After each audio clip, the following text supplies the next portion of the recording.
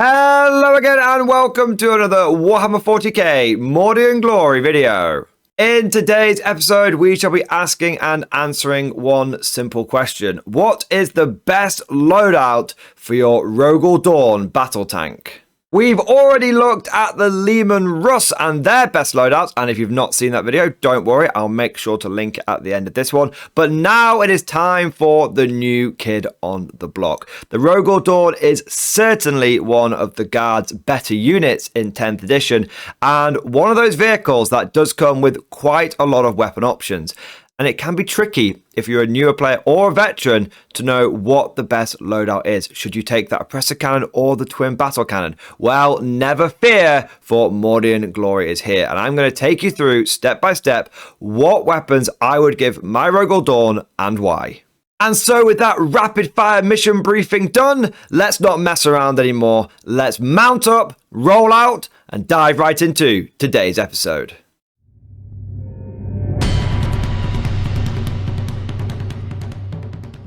So the first thing that I want to do is briefly take you through all of the different weapon options that the Rogal Dorn has. Let's see what systems we can strap onto this big old beastie.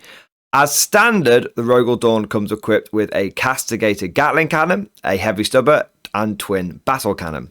You can swap out the twin battle cannon for one oppressor cannon and one coaxial autocannon, and you can swap the model's castigated Gatling cannon with one pulverizer cannon. This model can be equipped with two additional weapons. These can either be two additional heavy stubbers or two additional melter guns. These are the infamous nipple guns that go on the front of the vehicle. You've then got two sponsons that you can put onto the vehicle as well, and these can either be heavy bolters or multi-melters. Now, most of these weapon systems are pretty standard issue. You'll be familiar with them if you've looked at any other Guard vehicles or units. For example, the heavy bolters have got strength 5, AP -1, 2 damage. The heavy stubbers are the same, the melter guns are the same, the multi-melters are the same. Where things get interesting are the unique weapon systems available to the Dorn. And we'll start off with that whole weapon, the pulverizer cannon and the castigator. Pulverizer can be described as a mini battle cannon. It's got a 24-inch range, it's got blast, but it only fires D6 shots rather than D6+3, which can make it a little swingy. It's ballistic skill 4+, and surprisingly, it's only strength 9. The reason I say that's surprising is because it's AP -3 and 3 damage. You would expect for a weapon with that level of AP and damage to hit a bit harder, but it is only a strength 9 weapon. The castigated Gatling cannon, on the other hand, just spits out lead. That's a baby Punisher cannon. It also has a 24-inch range, but it fires 12 shots. It's always 12. Strength 5, AP dash, damage 1. You've then got the twin battle cannon, which has a 48-inch range, D6+3 shots, ballistic skill 4+, strength 10, AP -1, damage 3. That's very similar to a normal battle cannon that you can take on the likes of a Leman Russ, but the big difference is that it's twin linked, so it will have full rerolls to wound. We then have the last option, which is the oppressor cannon and coaxial autocannon. Now these are actually two separate weapon systems, but they always come paired together. Essentially, the Rogal Dorn's always going to have two barrels in its main turret. Either that's going to be twin battle cannon or it's going to be the oppressor cannon and the autocannon. Now, the coaxial autocannon is fairly standard issue.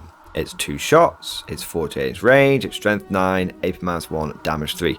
What makes it unique, though, is that it actually has a base ballistic skill of 3+. Now, for the longest time, I thought this was a bug, but it turns out it's a feature.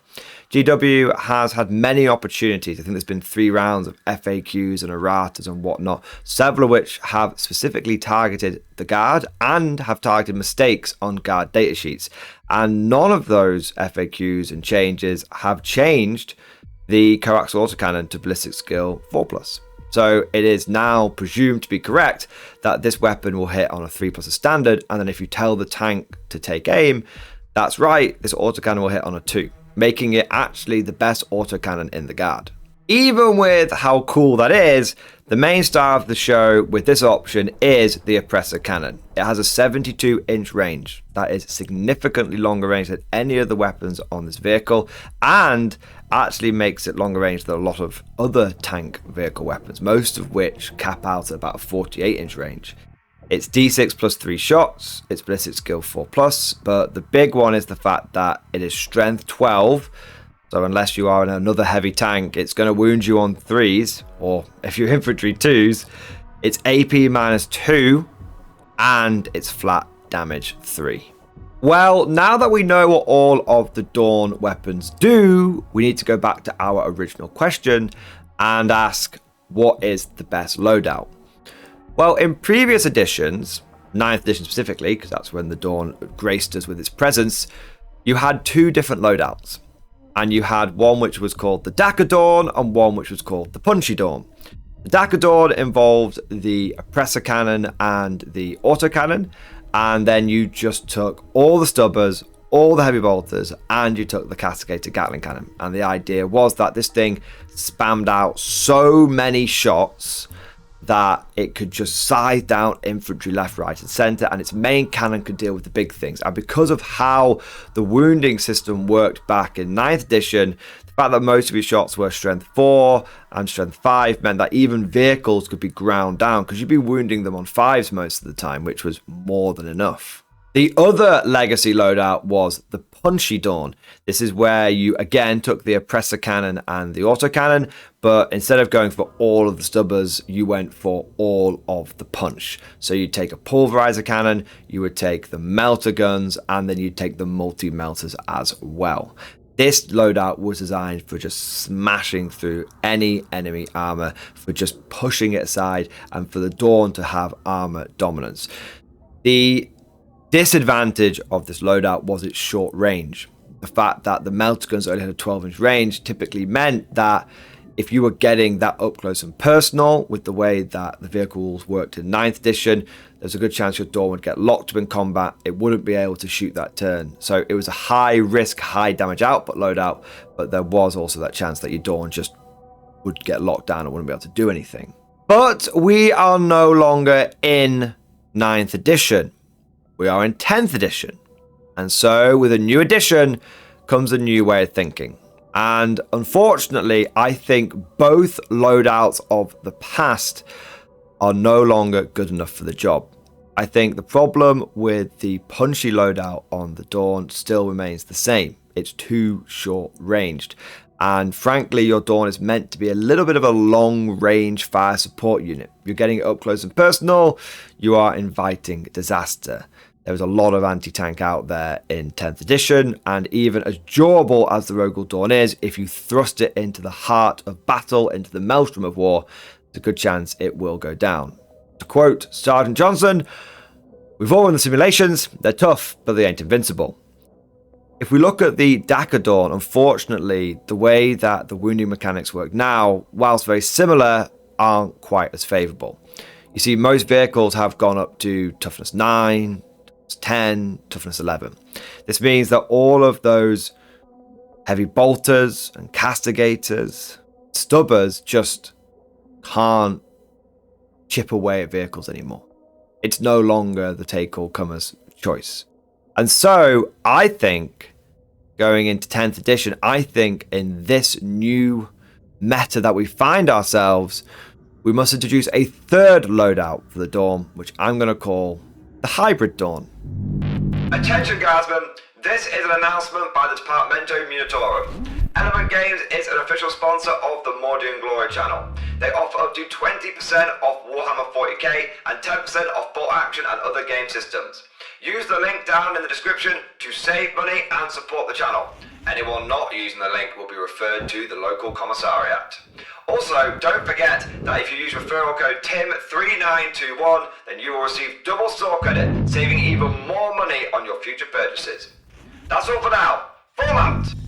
This is where, rather than going for all of the Dagger or all of the Puncher, we end up going down the middle and having a mixture of both.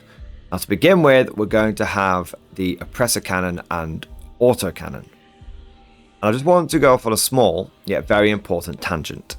You may have noticed that in every loadout, we're going for that oppressor cannon over the twin battle cannon. That's because, frankly, the oppressor cannon is just a better option. It has better strength, and it has better AP. And those are very, very important in 10th edition. There's a lot of vehicles out there right now. We are very much in the age of mech. You have Space Marines running around with all sorts of armored units, and you've got all sorts of big timid monsters, and it just seems to be you've got Chaos Demons, and that's Monster Mash. There's just all sorts of big beasties, and that's because most of them have had a big increase in toughness, so they're actually quite durable now. The strength 10 on the twin battle cannon, even with the twin linked, I just don't feel it's reliable enough. I don't think it's good enough. And what I love about the oppressor cannon most is the AP2. It allows the Dorn to be self-contained. Now sure, you could have exterminators, you could have Creed and Fields of Fire to boost your AP up, of course, but sometimes you need units to be able to look after themselves. Sometimes you can't rely upon the support. Maybe it's been taken out, maybe it's slightly out of position. So the AP -2 for me and the strength 12 just guarantee that the oppressor cannon can be fired into any target in the game, and you'll probably take a big chunk out of it. Battle cannon just doesn't come with the same assurances. But with all that said, let's now get back on topic to the main loadout. And we're going to, instead of going for the castigated Gatling cannon, we are going to have the pulverizer cannon. This is because the pulverizer is now much more reliable because of the blast rule. No longer is it going to get a big 1 when you need to shoot it into a unit of Space Marines or a big unit of Termagants or other Horde unit. Now it's always going to have that +1, +2, +3, +4 from blast. It makes it much more steady. And we've just been talking about how many more durable units there are out there these days. That strength 9 and the AP3, again, so good for just being contained, not needing to rely upon other support units. And damage 3. Really, the damage 3 is the big one here. The strength 9 is not great for dealing with vehicles, as we saw with the twin battle cannon, but it's better than a castigator at it. And the big one is that flat damage 3. You're going to squash Terminators, you're going to squash Custodes, you're going to squash any infantry in one go. And every wound that you slip past the vehicle, well, if it's a normal vehicle, you're probably taking off almost a third or 25% of its wounds with a single pulverizer cannon blast. It's a very, very powerful weapon. I just wish I had a little bit more strength. But without that, it's still the way to go. Good against infantry and still a threat to those tough units. We then get to the extra weapons.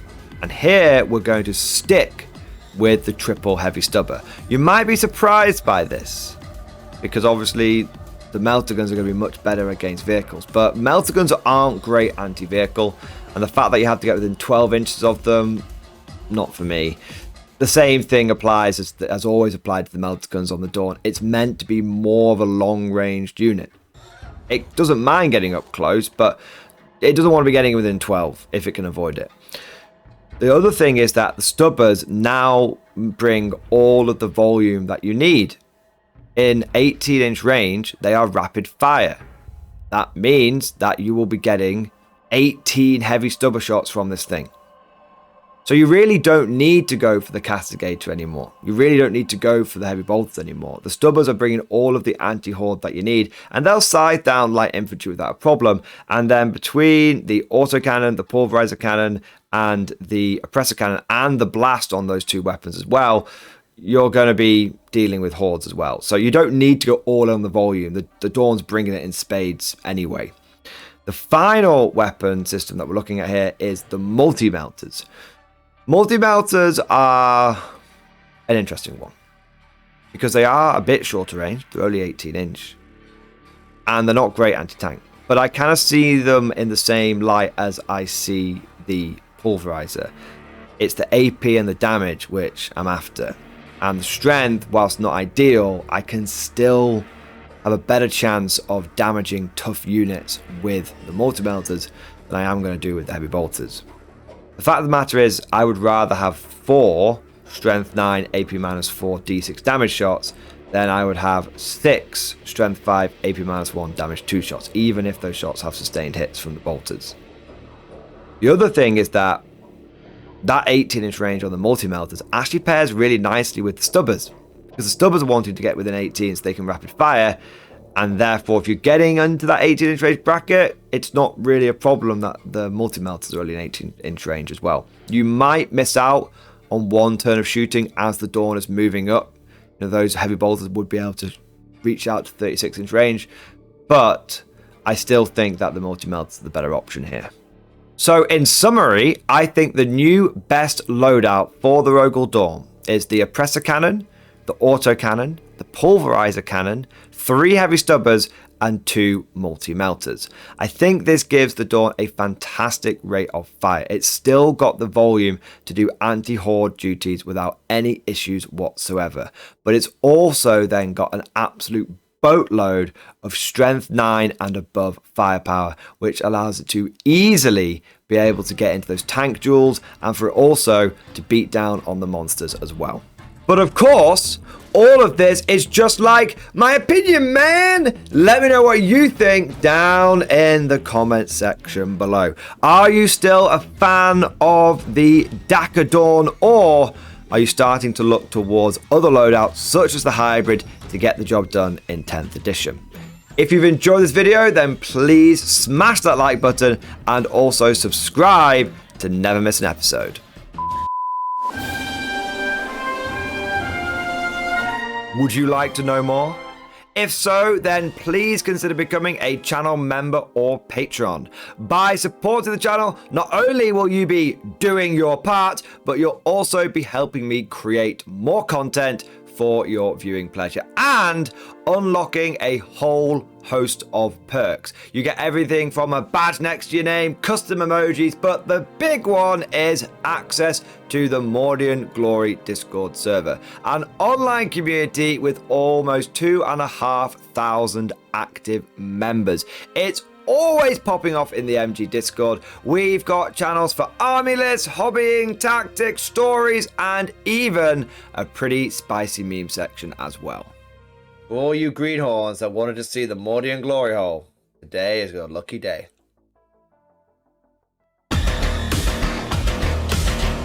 And joking aside, I do want to say a massive thank you to all of the current channel members and patrons. You guys are amazing, truly the lifeblood of the channel. I could not do Mordian Glory full time without the incredible and generous support of my members, so thank you guys so much. And last but certainly not least, I want to say a personal thank you to all of my top tier Patreons. These are the War Masters, the people who have truly gone above and beyond the Call of Duty. So a massive thank you to Bon Bon Vert, Mad Larkin, Mark Panconi, RJ Scorpion, Swordfish Trombone, John Stubbs, Nick Walsh, Diesel Fox, August Vardy, and the Tommies. Thank you guys, your incredible support makes a huge difference and it is a big part of how I'm able to do Mordian Glory full time. But that's all for now, thank you for watching and of course, as always, I'll see you guys next time.